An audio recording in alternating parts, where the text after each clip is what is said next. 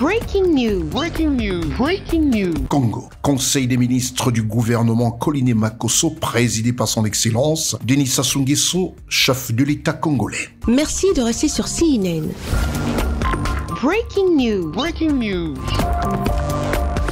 C'est dans une ambiance digne de solennité gouvernementale et du respect des différentes feuilles de route que l'ensemble du gouvernement congolais et son premier ministre Koliné Makosso sont arrivés au Palais du Peuple de Brazzaville. La salle du Conseil des ministres a abrité ce conseil présidé par son excellence Denis Sassou Nguesso, président de la République congolaise. Au menu de ce Conseil des ministres, plusieurs affaires à l'égard de deux textes, dont l'un est le projet de loi portant la création de l'Agence congolaise de radioprotection et de sûreté nucléaire. Le second projet de décret portant attribution à la société ICA Mining d'un permis de recherche minière pour l'or dans le département de la Likoumou. Ces textes sont du ressort du ministère de l'Industrie minière et de la géologie congolaise.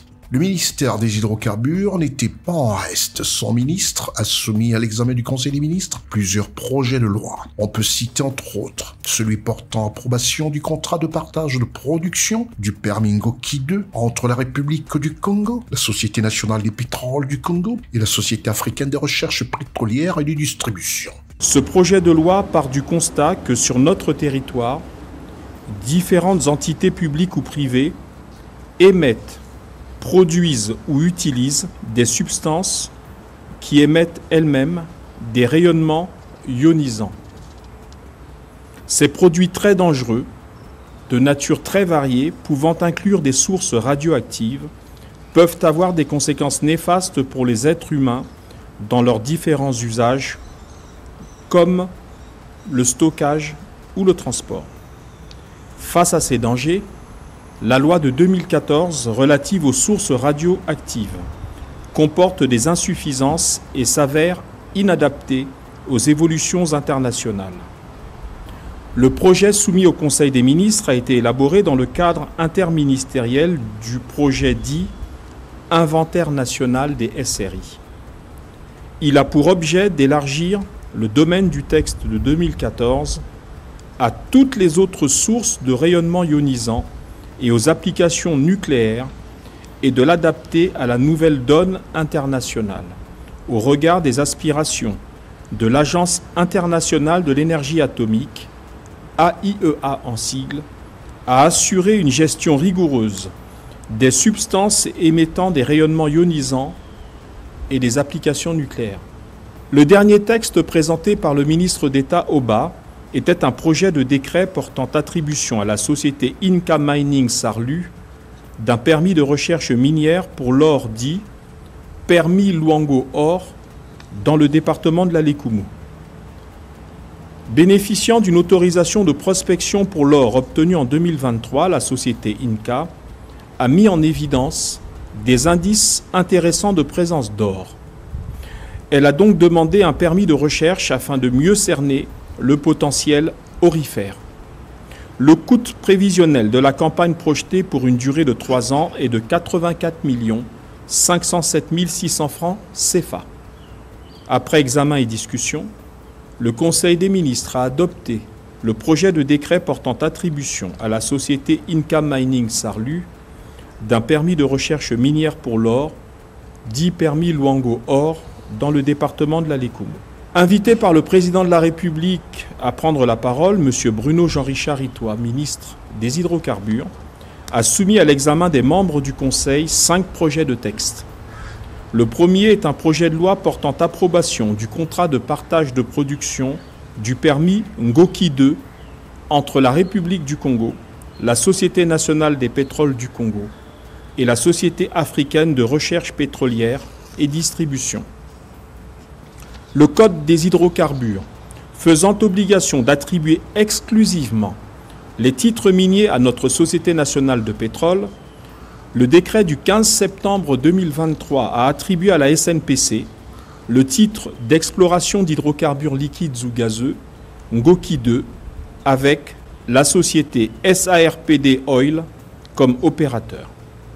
Le groupe contracteur est ainsi constitué de la SNPC, 15% titulaire, de la SARPD Oil comme opérateur, 85%. Un contrat de partage de production a été conclu entre la République du Congo et ces deux sociétés pour 3 périodes d'exploration qui totaliseront 10 ans.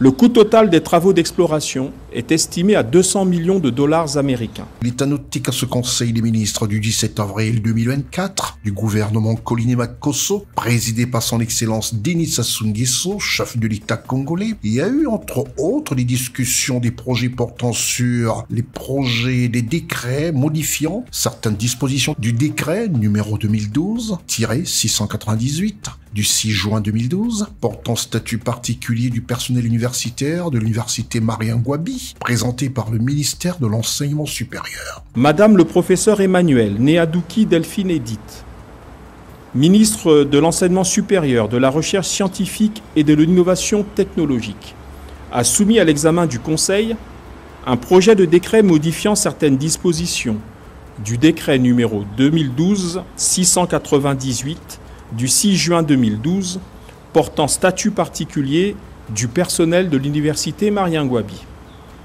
La loi numéro 68-2022 du 16 août 2022 portant statut général de la fonction publique modifie les dispositions de la loi numéro 021-89 du 14 novembre 1989 portant refonte du statut général de la fonction publique, notamment en son article 256 relatif à l'âge de la retraite des fonctionnaires.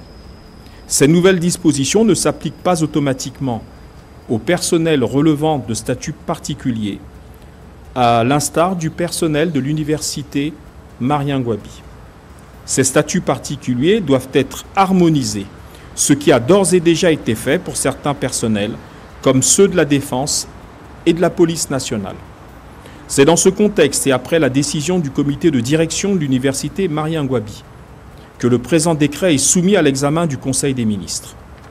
Le projet de décret fixe la limite d'âge d'admission à la retraite des agents relevant du statut particulier d'université Mariangwabi selon les catégories ainsi qu'il suit: personnel administratif, technique, ouvrier et de service.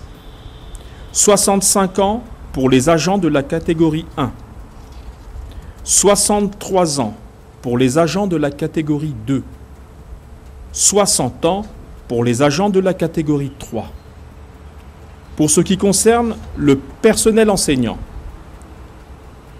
70 ans pour les maîtres assistants, maîtres de conférences et les professeurs titulaires. 65 ans pour les assistants. Le présent projet de décret entrera en vigueur à la date de sa signature. Après examen et discussion, le Conseil des ministres a adopté le projet de décret modifiant certaines dispositions du décret numéro 2012-698 du 6 juin 2012 portant statut particulier du personnel de l'université Mariangwabi. Enfin, le Conseil des ministres a suivi 2 communications. La première communication était relative à la participation de la République du Congo à la 45e session du groupe de travail de l'examen périodique universel, EPU en sigle. Cette communication a été présentée par M. Aimé-Ange Wilfried Bininga, garde des Sceaux, ministre de la Justice, des Droits humains et de la promotion des peuples autochtones.